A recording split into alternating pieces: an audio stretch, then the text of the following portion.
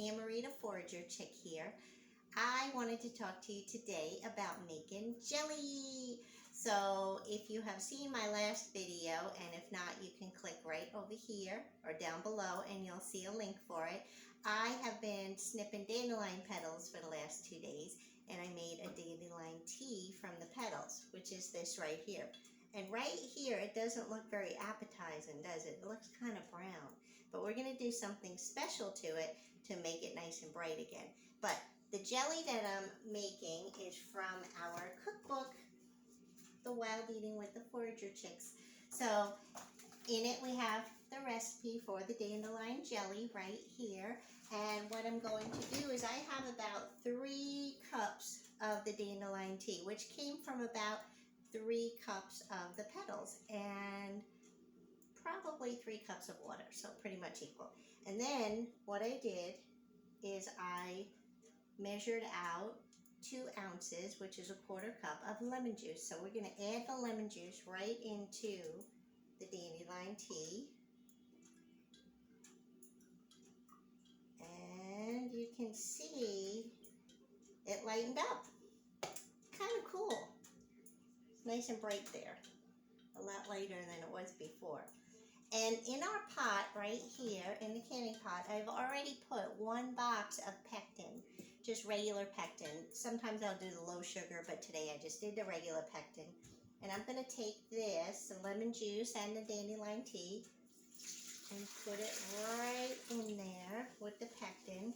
Mix it up really well. And I'm going to turn it on high. I'm going to make sure it's all mixed in there, and then I'm going to add the sugar.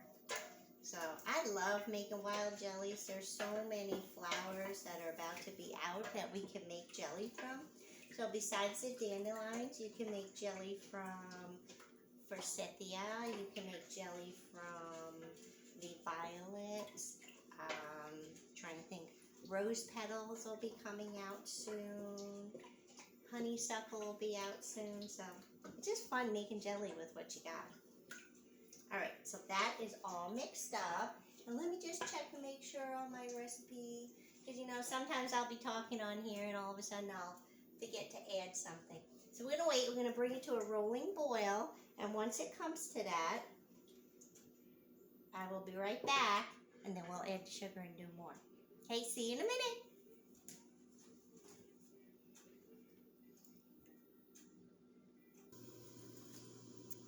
Okay, as you can see in the pot, it is just about to come to a boil.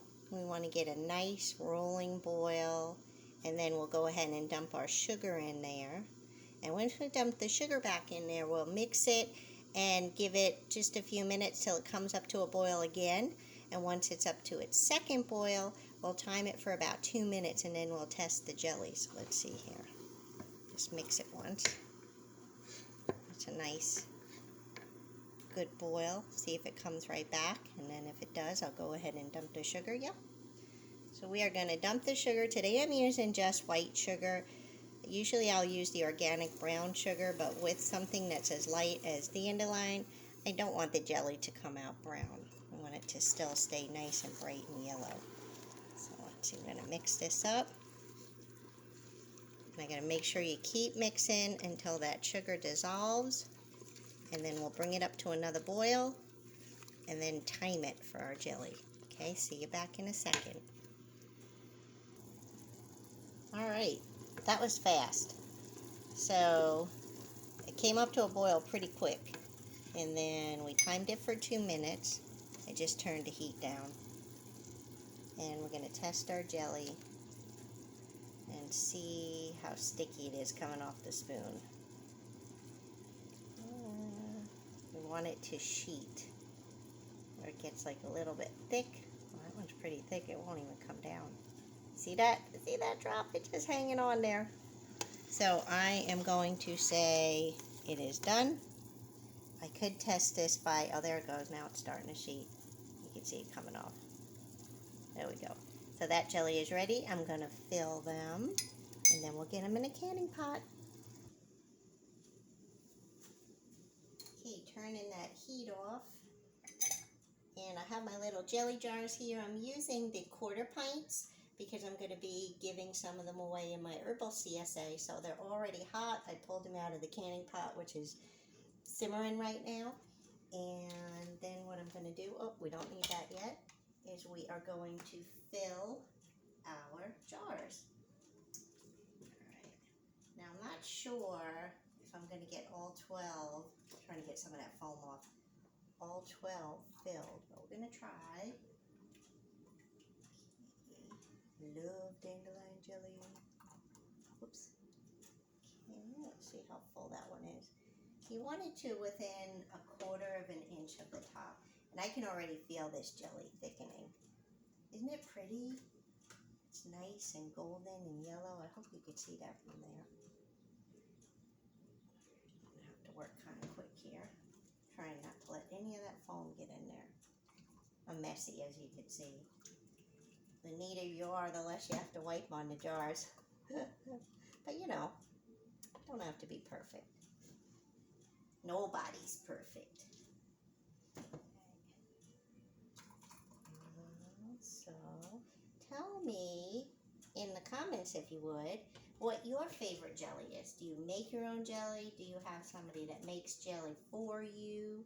Is there a certain jelly you want to try? Have you ever made wild jellies? Are you scared to make wild jellies? Why? All those things. I would love, love, love to know. And while I'm filling this too, if you like this video, pretty please would sugar on top if you would like and subscribe if you're not already a subscriber. Sorry, I have trouble with that word sometimes. And share it with your friends. I'm trying to grow this channel.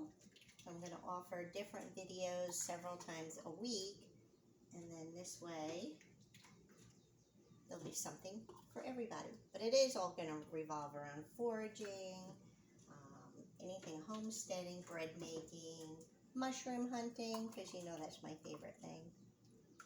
Oops. I think I might make it. So I will put this recipe in the description below the video. And then you guys can go ahead and try it out too. I know some of you already have my book, which is great. And of course, if you want to get the Wild Eating with the Forager Chicks, you can go to our website, foragerchick.com. Or you can find us on Amazon now, so that's kind of exciting too. Look at that. I'm going to make exactly 12. So what I'm going to do after this part, you don't have to watch me do this part, is I'm going to just make sure they're all filled properly. I'm going to take a wet, damp paper towel and wipe the edges clean. Put the hot lids on. Maybe take out some of this foam. And then get them in the hot canning pot. Let them process for a few moments. And then they will be done. So, thank you. And I hope you enjoyed this.